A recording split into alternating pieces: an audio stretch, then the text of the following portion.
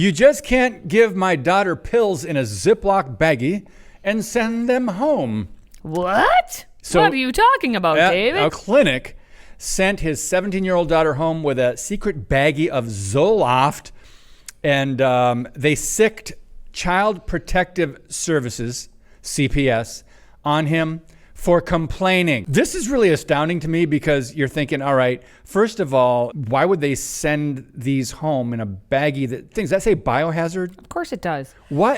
Can you explain that, kid? I just want to ask you, what the heck? So when the girl's father, his name is Eric, he discovered this baggie, apparently, that weekend, and his daughter told him that it was provided to her by the Bulldog Health Center.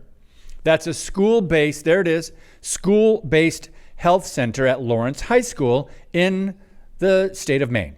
So he saw the pills as an infringement on his parental rights, but he was also concerned that the clinic sent unlabeled drugs with no child-resistant container into his home where 2 other younger children also live. Now that is, Katie Petrick, is a legitimate complaint. Mm-hmm. So she didn't take them at school. She brought them home, and who knows where she put them, but he found them. So obviously she didn't try to hide this because she got them from the school. Well, can't you trust them with what they Well, and that's what you would say. But at the same time, after Dad called Lawrence High School Principal Dan Bowers to complain about said incident here of like, hey, why are you sending my teenage daughter home with a little baggie of pills that we have younger siblings in the house, and that's not even the actual main problem. The fact is, why are you sending my daughter home with a baggie full of pills right without telling me about it?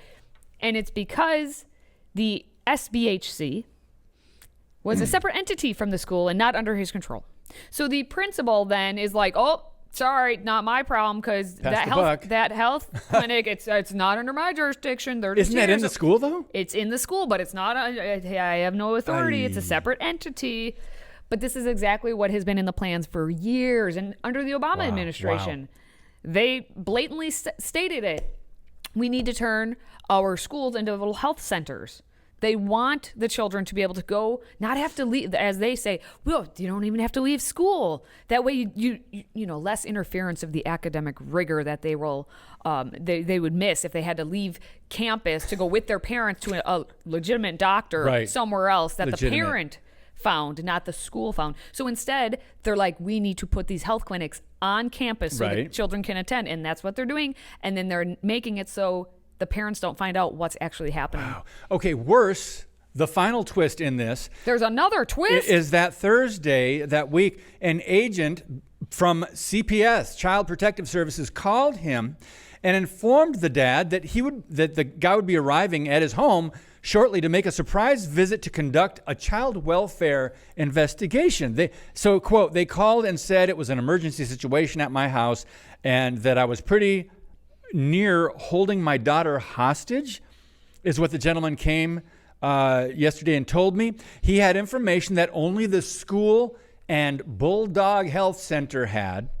For 3 hours, Katie, for 3 hours, CPS agent Dylan Wood grilled this dad and his family individually and as a group, including asking questions about the dad's firearms and where he keeps them. What does this have to do with sending your kid home with drugs, the school, and the parents not knowing anything about it?